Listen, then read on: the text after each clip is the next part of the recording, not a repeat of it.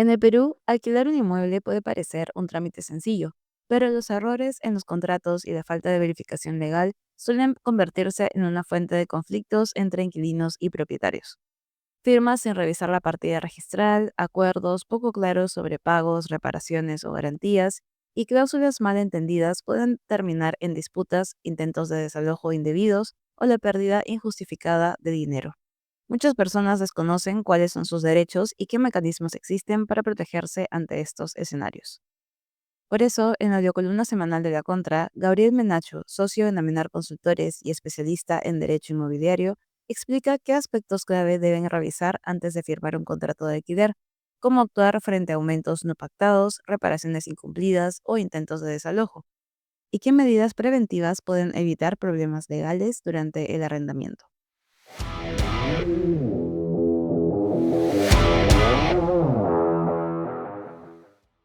El paso inicial para firmar un contrato de alquiler, y que pareciera muy obvio, pero muchas veces se omite, es verificar que la persona que nos arrienda el inmueble y la que va a firmar el contrato con nosotros como inquilinos es efectivamente quien tiene las facultades para arrendar el inmueble, sea este un departamento o el inmueble que sea.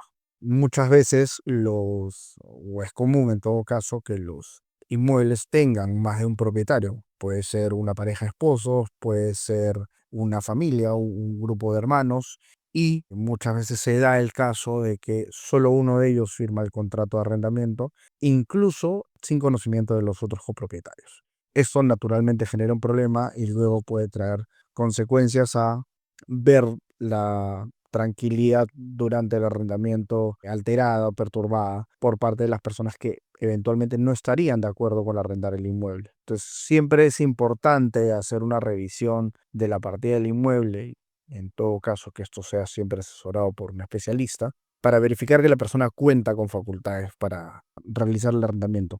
Ciertamente las personas pueden ser no necesariamente la totalidad de los copropietarios. Alguna persona puede tener poderes para firmar por el resto de los copropietarios, o bien tener poderes de representación frente al titular único del inmueble, pero es importante revisar como paso inicial y básico que la persona efectivamente esté en la capacidad legal y cuente con las facultades para arrendarnos el inmueble, para evitar que ese contrato posteriormente sea cuestionado y eventualmente se nos pretenda o se intente retirar de alguna manera de la propiedad. Ese es el paso inicial. Sin perjuicio de ello, lo más primordial para cualquier clase de arrendamiento siempre será que tener un contrato sólido, claro y concreto respecto a las obligaciones que tiene cada una de las partes. Es importante tener en cuenta en ese sentido, sobre todo, y quizás los puntos más clave en un arrendamiento normal. Primero, quién está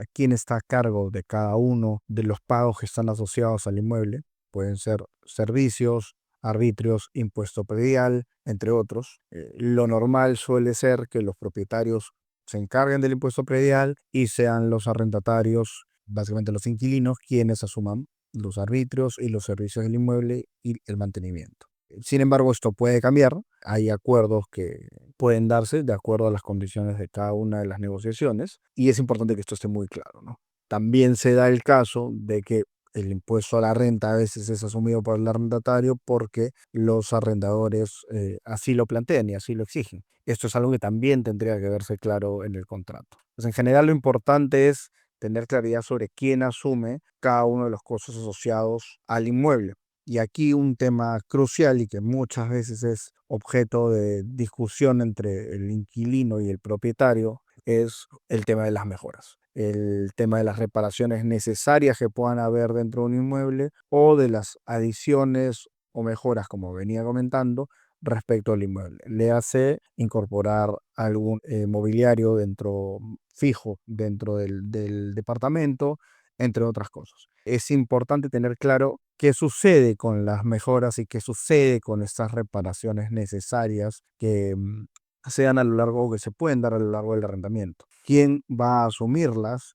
si esto va a ser reconocido por el propietario, si las mejoras eventualmente quedan a favor del propietario. Lo normal es que sí, y que las reparaciones necesarias sean asumidas por el propietario y que muchas veces por la urgencia del hecho sean asumidas por el inquilino en su momento y luego reconocidas por el propietario. Pero es importante que este mecanismo, digamos, sea definido y esté bastante claro en el contrato. De igual manera, pagos como penalidades por retraso en los pagos, la garantía y los eventos en los cuales no se devolverá la garantía, por ejemplo, también es importante que estén claros dentro del contrato. Así como también las causales de resolución del contrato por parte de cualquiera de las dos partes y la capacidad que tiene lo que se llaman las cláusulas de adiamento futuro o las cláusulas de desalojo notarial que se suelen colocar en los contratos y que el inquilino en todo caso tiene que tener claridad sobre cuáles serán las facultades y los mecanismos que tendrá para actuar el propietario en caso lleguemos a una situación de conflicto, ¿no?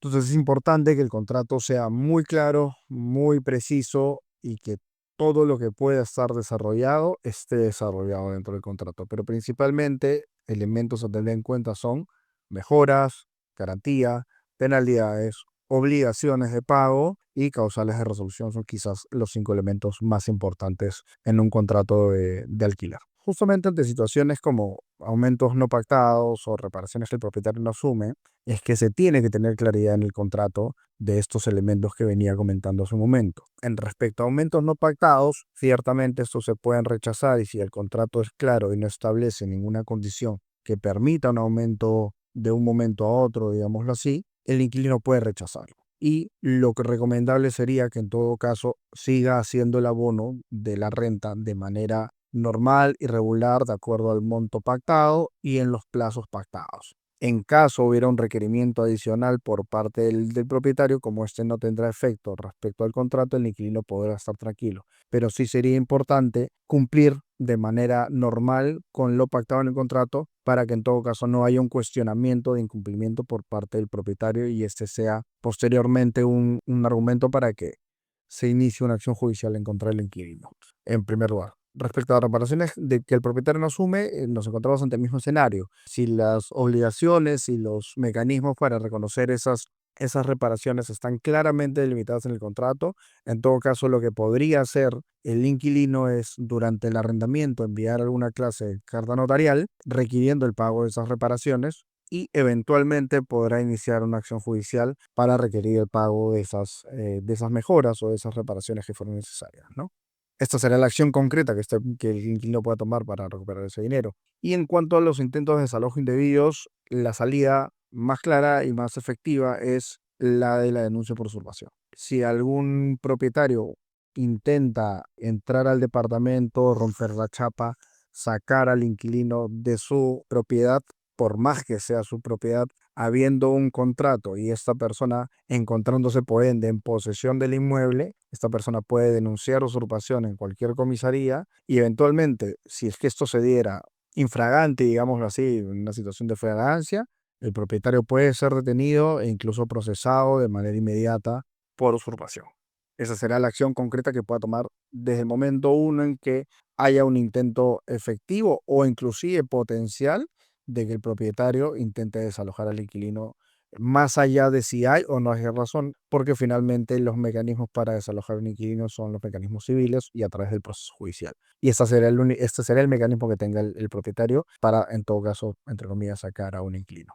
En el tema de la garantía, más bien, además de que el contrato tiene que ser muy claro en cuanto a cuándo se devuelve y cuándo no se devuelve la garantía, y si es que la garantía, por ejemplo, puede ser usada para pago de rentas adeudadas, porque esto es algo que a veces se suele dar en la práctica, lo importante en realidad es tener una actitud más preventiva que reactiva.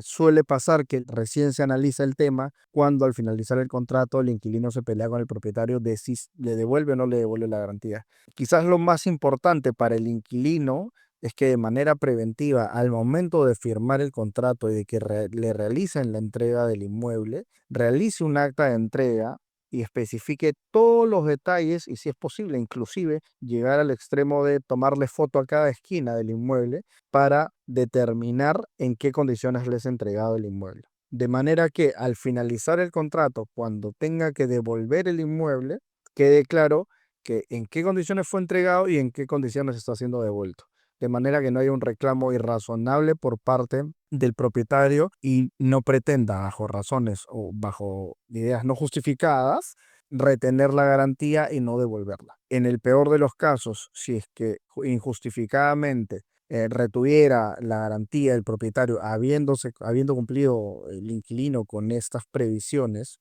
la salida que tendrá el inquilino es iniciar una acción judicial para requerir la devolución de la garantía y eventualmente también requerir los intereses que se generen, ¿no? Es importante, por ejemplo, ahí para, de cara al inquilino, establecer quizás alguna clase de penalidad en cuanto a la demora en la devolución de la garantía.